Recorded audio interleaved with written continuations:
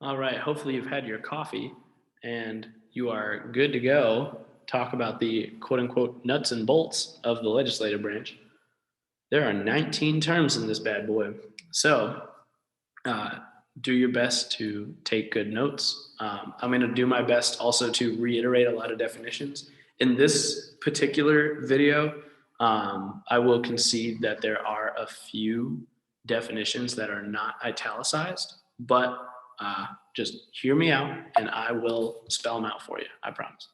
So, we've already got one that's not italicized, but it is in quotations. Revenue bills. So revenue bills are any bill that deals with taxation, and all revenue bills must start in the House. So we just talked about the structure of Congress and how the lawmaking process works. And we just talked about how it could start in either the House or the Senate, but when it comes to revenue bills, it has to start in the House. The reason for that is because the House is seen as representatives of the people. And actually, I mean, we haven't gotten to the later amendments yet. We will. But you actually could not vote for senators until the 17th Amendment. Originally, you could only vote for House. And then the Senate and the president, you can't really vote for. Still can't vote for president. But initially, because you could only vote for the House was seen as the representatives of the people, whereas the Senate is seen as the representatives of the elite. So, since we, separated from Great Britain largely on the basis of no taxation without representation, we've got our representatives dealing with taxation. So that's the reason for this, and you do have to know that for the AP test. Now, each bill has to go through committee. And there's not a committee on taxation. Instead, it's called the Ways and Means Committee. There are two committees you need to know. They are both in the House. The House Ways and Means Committee is the committee that deals with revenue bills. That's your definition. They are the committee that deals with revenue bills. So if your congressperson is in the Ways and Means Committee, they're a pretty big deal because they have the first say on taxes. They get to amend any laws that deal with, or excuse me, any bills that deal with taxation. The Ways and Means Committee is very powerful. So speaking on chamber-specific information still, in the House, debate on bills is limited. There are so many people in the House, right? There's 435 people. And if all of them got to speak for forever, we'd never get anything done. So in the House only, there is a limit on time when it comes to debating bills. Whenever the bill goes to the whole chamber, each person gets to say what they think about the bill to try and convince other people to vote a certain way, even though everyone's mind's already made up. The amount of time that's set for debate in the House is up to the other committee that you need to know. That's the House Rules Committee. So on your sheet, you need to fill out a definition for these guys. The House Rules Committee is the committee that sets the amount of time for debate in the House. So there's two committees you need to know: Ways and Means and House Rules. Ways and Means Committee deals with revenue bills. House Rules Committee deals with setting up time for debate. Now in the Senate, there is no time limit. Each person can speak for as long as they please. There's only 100 of them, so it's not as big of a deal when it comes to limiting time. Usually, like the House Rules Committee on average, like most of the time, they'll just say 5 minutes per person. And even then, with 435 people, 5 minutes per person is like over 2,000 minutes, which is a lot.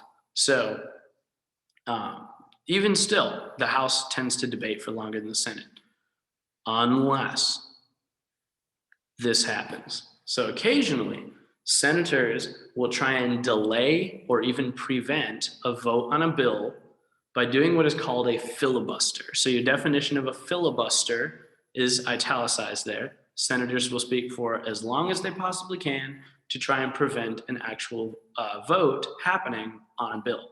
So imagine, for example, Congress goes on recess tomorrow, meaning they go home to their constituencies and they campaign for a week or two before they come back.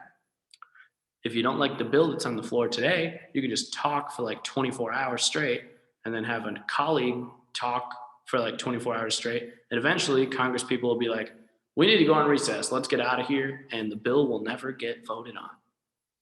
So the filibuster is very useful, but it's also insanity because people can just talk and it doesn't even have to necessarily be relevant. But as long as they keep speaking, nobody can tell them to shut up. It's against the rules. The longest filibuster, actually, and this is not something you have to know, I just think it's hilarious. Let me rephrase that. It's not hilarious because of the actual law that it was filibustering. It's actually despicable, but it's hilarious that the dude talked for over 24 straight hours. So basically in the 1960s, there was this Democrat named Strom Thurmond, and he completely disagreed with the Civil Rights Act. He was like a segregationist, like racist a-hole. And he talked for over 24 straight hours. He like read children's books. He read the Bible. He read all kinds of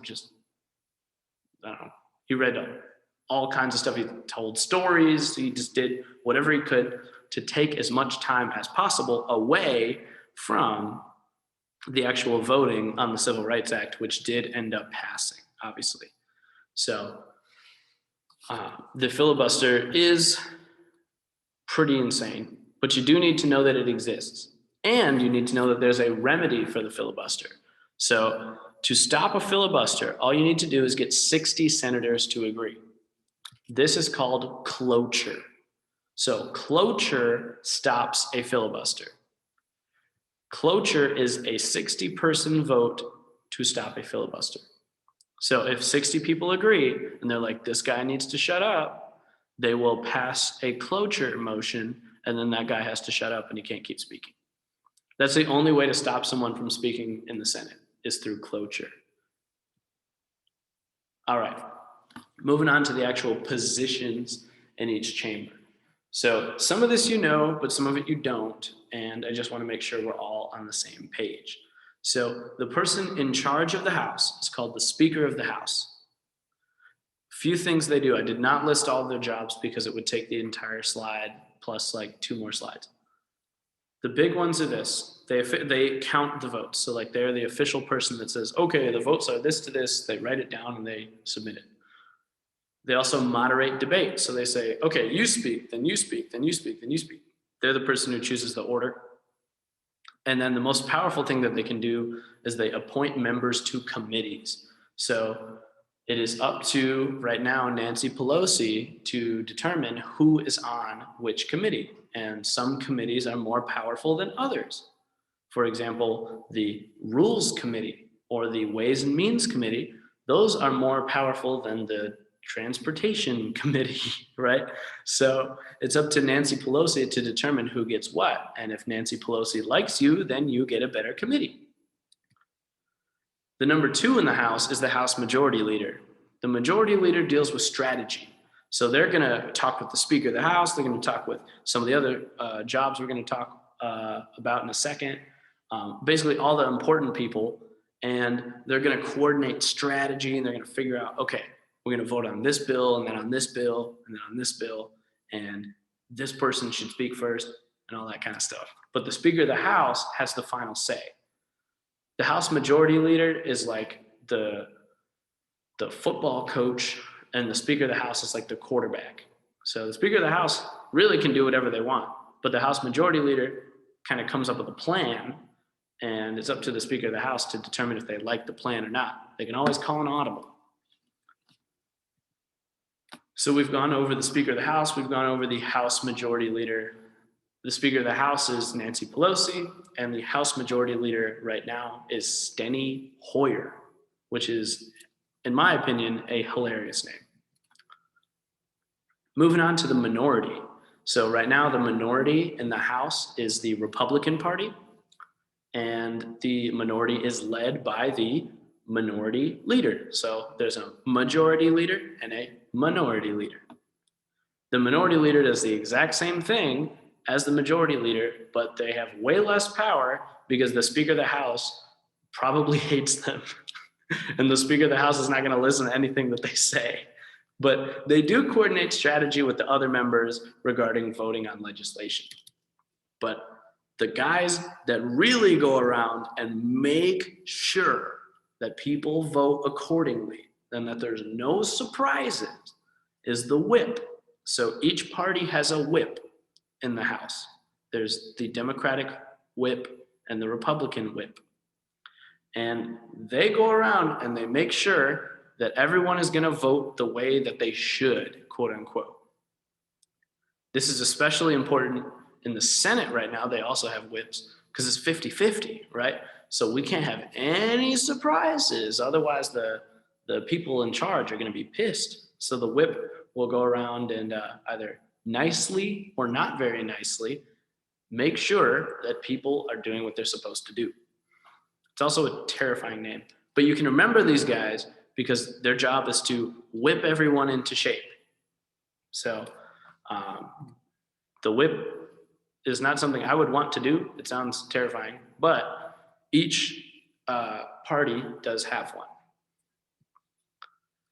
This is the most confusing slide on the entire thing. Just letting you know, bear with me. So the rest of the members in each chamber are called the chamber caucus. So if you look at the bottom, you've got the majority caucus and the minority caucus. So the chamber caucus, these are just average people, the run-of-the-mill, rank-and-file House of Representatives people. But within the chamber caucus, there are congressional caucuses, and that's what's kind of confusing. So the chamber caucus is just everybody else, right? The definition is the rest of the members in the chamber. Congressional caucuses are a little different. So congressional caucuses, your definition's at the bottom. So congressional caucuses vote together and try to influence the entire chamber by using their collective influence to pass legislation. So basically, congressional caucuses are like groups of friends, basically. They're just people that have similar ideas, and they would like vote together under normal circumstances. So they function like factions. So if you think about James Madison, Fed 10, right? They function like factions. They're a group of people with similar ideas. And their job is to try and convince everyone else that they have a good idea. And they're also going to like kind of politic with the other people and try and get them to see things their way. That's how factions work too, right? Here's a few examples. You have the Squad. They're probably the most famous group. The Squad is the term for, it's like all of the women of color in the House. So like Alexandria Ocasio-Cortez, Rashida Tlaib, Ilhan Omar. Follow them on Twitter. They tweet a lot. So the Squad are like very liberal, left-wing women of color in the House who have a lot of Twitter followers. And those guys try and advocate for really progressive, democratic left reform. The Black Caucus, as you can probably imagine, are a bunch of African-American people in the House, and their job is to advance legislation for the betterment of African-Americans. So things like funding to HBCUs, for example, the Black Caucus would be like up in arms. They're going to be telling everybody why they should vote for that particular piece of legislation. And then the House Freedom Caucus is also a very famous one. This is a group of libertarians in the House. They're under the Republican name, and they believe that the federal government should basically stay out of everything. They want the states to have as much control as possible. These guys are like basically anti-federalists. They would believe in devolution. They think that states can handle things better than anybody else. So the Freedom Caucus would be opposed to anything that would increase the power of the federal government. So anyway, all of these caucuses, you don't have to memorize them. You just have to know that congressional caucuses exist. They function like factions, and they try and convince other people that they're right. So chamber caucus is everybody, and then within the chamber caucus, you have congressional caucuses. And you think it'd be the other way around, but it's not. Those are the terms. So those guys are at the very bottom of the totem pole. Okay, flipping to the Senate. So the president of the Senate is the vice president, but their only job really is to break ties. And normally this is really unimportant. But right now you have a 50-50 Senate. So Kamala Harris's position as vice president is very important. She actually broke her first tie 2 days ago, I believe. So the vice president breaks ties. That is the reason that the Democrats have a majority in the Senate, even though it's 50-50, because it's basically like 51-50, since the vice president gets to vote on ties. Another powerful person in the Senate is the president pro temp, but to be honest, these guys are powerful kind of in name only. They don't really do a ton. They have a lot of ceremonial jobs. So the title of president pro temp is like automatically given to the longest serving senator in the majority party. So it's usually someone that's like super old and they've been there since like the 60s or 70s. And because they've been there, they've kind of quote unquote served their time, and now they get a fancy title. Their job is to break ties when the vice president is gone. That's about it. They also like deliver news to Congress. So like, for example, as I'm recording this today, President Trump was acquitted on his second impeachment trial, and it was up to the president pro temp to kind of like deliver the official news. So Patrick Leahy of Vermont is the current president pro temp. It was Chuck Grassley of Iowa when the Republicans controlled the Senate, but now it's switched because it's the longest serving senator in the majority party, right? So Mr. Leahy was like, the vote is 57-43 and President Trump is not guilty. No, so like he has little ceremonial jobs like that. So those are our two guys, and as you can see, he is old. If he's watching this video, I apologize. I'm sure he's a very nice man. I've never met anyone in Vermont that's not nice. And Burlington is a very nice city if you ever get the chance to go. Anyway, the most powerful person in the Senate, though, even though they're outranked, right? The actual most powerful person is right here. That is the Senate Majority Leader. The reason that they are the most powerful is because they get to choose which bills get voted on and in which order. So if they personally disagree with a bill, they can just leave it on their desk and never have anyone vote on it ever. So that's why Mitch McConnell is very polarizing. People either love him or they hate him, because for so many years he was the majority leader and there was a lot of bills that he just didn't want to vote on. So they never passed. They also do all of the jobs that the House Majority Leader does, like moderating debate and assigning members to committees, things like that.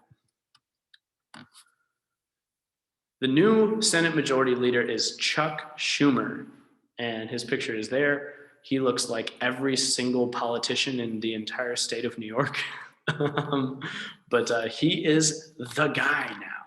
So he is going to have that love-hate relationship with America. Just like in the House, there is a minority leader who coordinates strategy, but doesn't actually have that much power because the majority leader probably hates them and they're never going to listen to each other. Both parties also have a whip. Actually, in the Senate, I believe they have two, not just one, two whips. And they just ensure that there's no surprises, right? They figure out how people are going to vote ahead of time so they can anticipate if a bill is going to pass or not.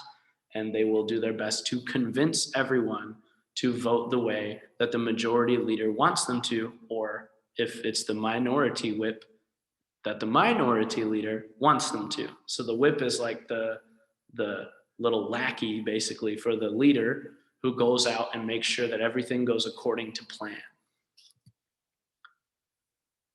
Also, like in the House, the Senate has caucuses. So it has the chamber caucus, which is just everybody. And then it has congressional caucuses, which function like factions and try and influence the others.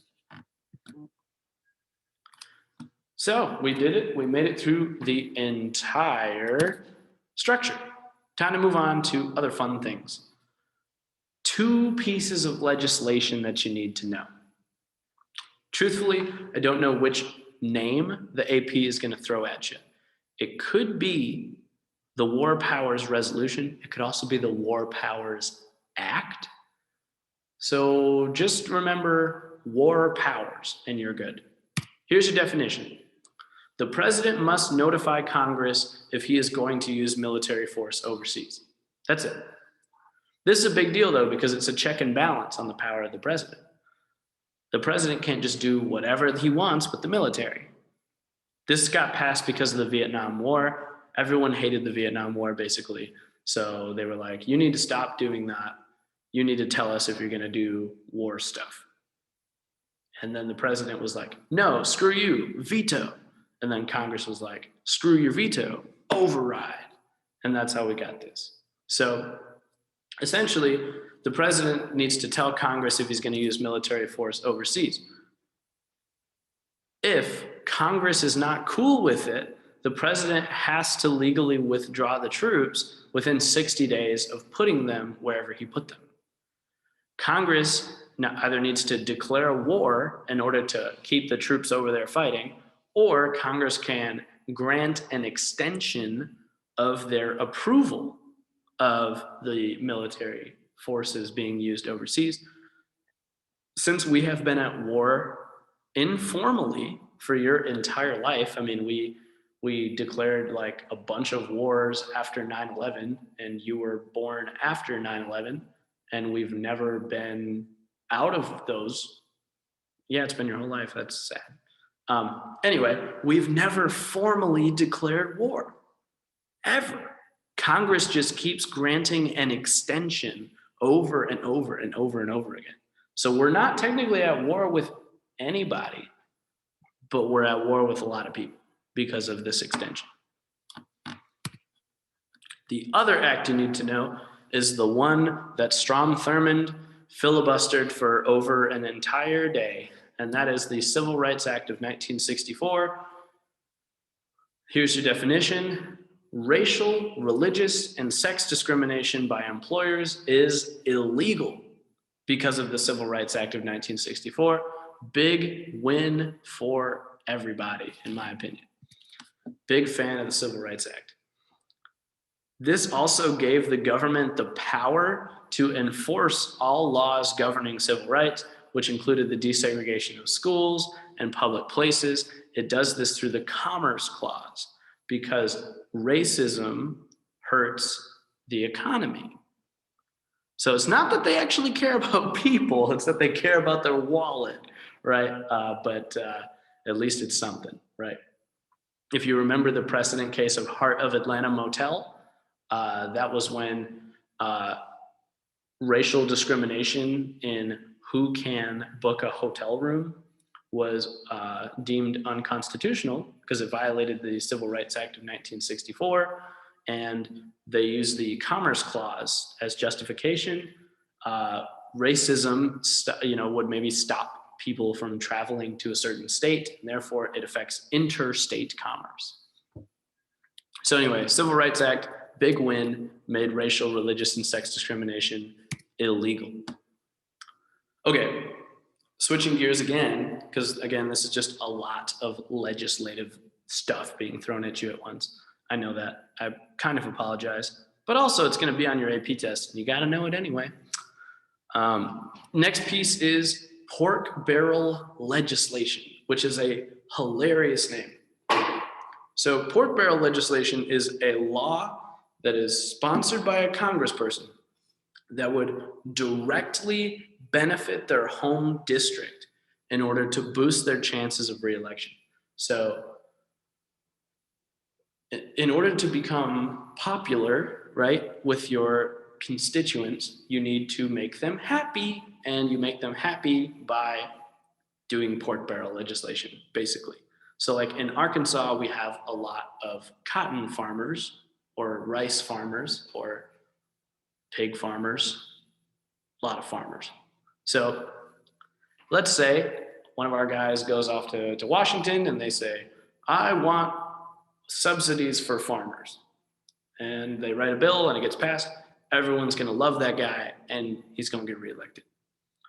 So that's kind of how pork barrel legislation works. Now, you might be thinking to yourself, why the hell would anybody vote for this though? Because it only benefits that one guy. Logrolling is the answer. Logrolling is the exchanging of votes with another congressperson, usually to pass pork barrel legislation. You vote for mine, I'll vote for yours.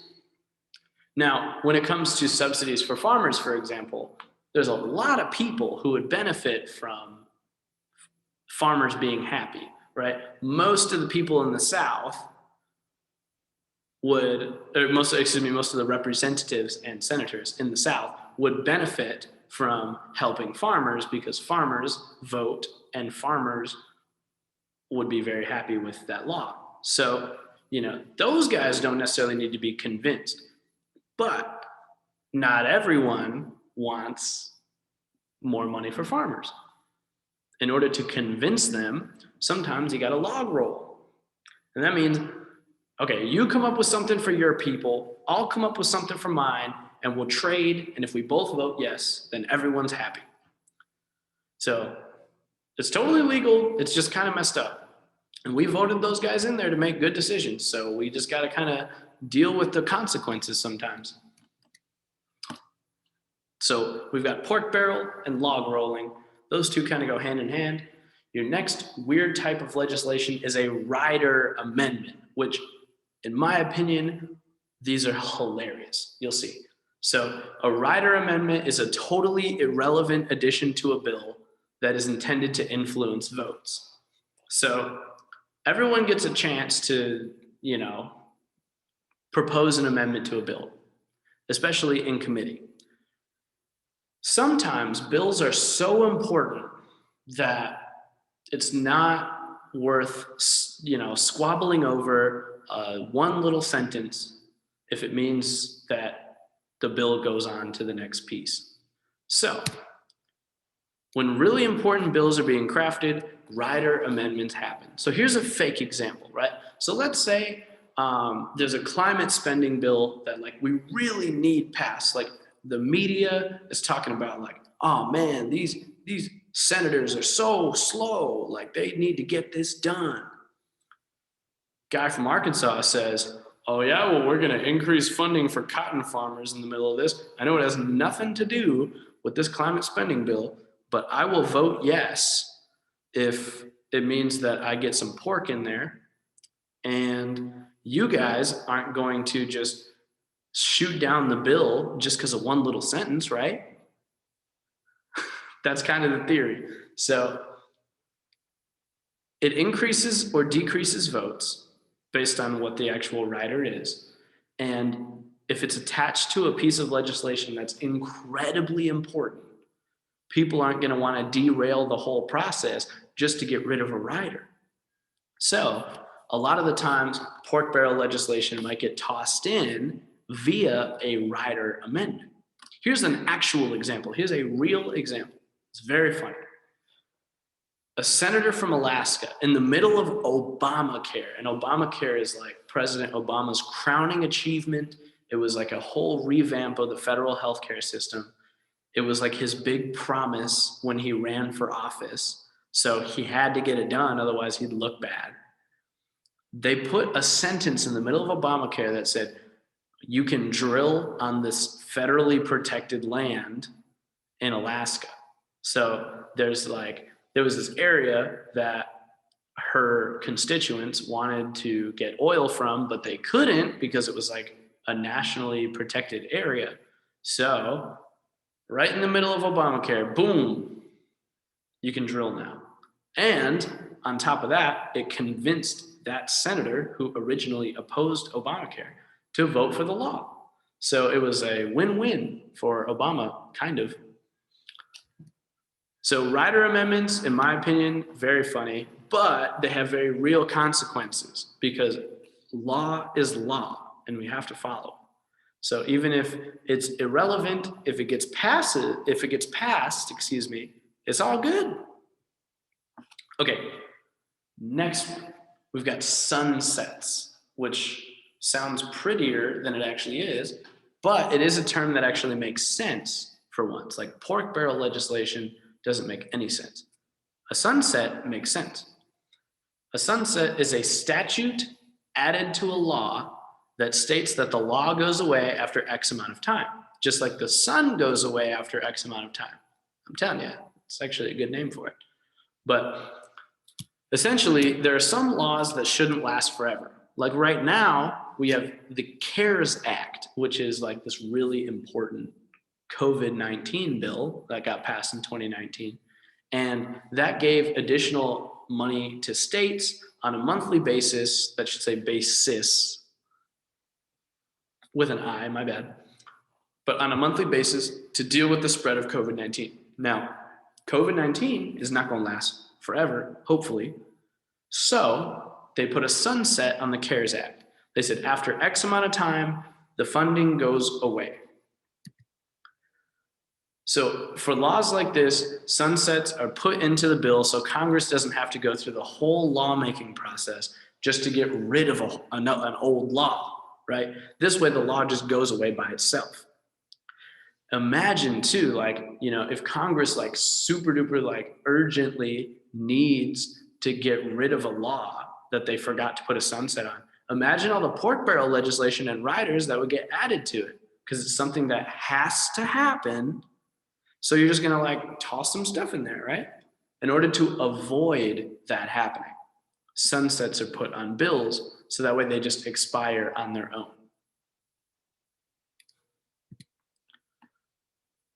Spending. Love spending. Spending is so much better than saving, right? It's more fun. So Congress passes a budget each year. If they don't pass a budget, the government shuts down, which is kind of crazy because the government needs money to operate. When the government shuts down, only Congress and essential employees work. And yes, they get paid, which is insane because they don't have money to get paid from. There are two types of spending, and you absolutely need to know this for your AP test. Like, it'll be on there like 5 to 10 times. Mandatory and discretionary spending. Here's mandatory spending. Here's your definition. So mandatory spending is funding that Congress has to appropriate because of laws that have already been passed. It is mandatory that Congress spends that money, mandatory spending. Congress cannot change mandatory spending. They have to factor it into their budget. So if we already, passed a law that says this amount of dollars each year goes to this thing, we have to include that in our budget. You can't just get rid of it. Mandatory spending is a majority of the budget because we don't put sunsets on very many things. So we just keep spending money on stuff. Here is what our mandatory spending looks like. So about 50% of it goes to welfare programs such as Social Security, unemployment, things like that. Medicare and health, so Medicare, Medicaid as well, would be factored in that. That would be 39% of it. So a lot of this money we're spending because of laws on all of the welfare laws that were passed following the Great Depression in the 1930s. So we've been doing this for a long time. And then, as you can see at the bottom, there is some other money, but most of it is spent on things like Social Security, Medicare, Medicaid, food stamps, things like that. Here's in 2019, this is the most recent I could find. Here is the relationship between mandatory and the other type of spending we're going to talk about, discretionary spending. So mandatory is 62% of our federal spending. That's money we have to spend. We're also spending 8% of our budget just on paying the interest on our debt. We're not making a dent in the debt. We're just paying off the interest because we have $27 trillion of debt. We go like $1 million in debt every 30 seconds. Discretionary spending, the other kind. So discretionary spending is money that is allocated for each bureaucratic department and agency, and money set aside for future projects that can be used at Congress's discretion. So basically, discretionary spending is the fun stuff. Discretionary spending is funding that you get to spend on what you actually want to spend it on. Mandatory spending is money you have to spend on specific things because you already promised you would. Discretionary spending is different. Discretionary spending is the fun stuff. You get to spend it on what you want. This is also the controversial part though. You can't really argue about mandatory spending because like it's already mandatory, but discretionary spending is where the holdup gets. So what to spend money on is why the government shuts down sometimes. People can't agree. Some people want to spend it on military. Some people want to spend it on schools. Some people want to spend it on clean energy. Whatever the case may be, they're arguing and they're arguing and they run out of time and the government shuts down. Very sad. Most of the discretionary spending is given to the Department of Defense. So we spend a majority of our money on the military. As you can see, 53% of our discretionary spending we spend on the military. And 5% we spend on education. It's really sad. I'm gonna cry if I keep looking at this. All right, so we are officially done with, let's see, 50 terms. That's pretty good. We're almost done. We have 2 more sections. So do me a favor, obviously upload this in its current form and we will come back. We'll talk about voters.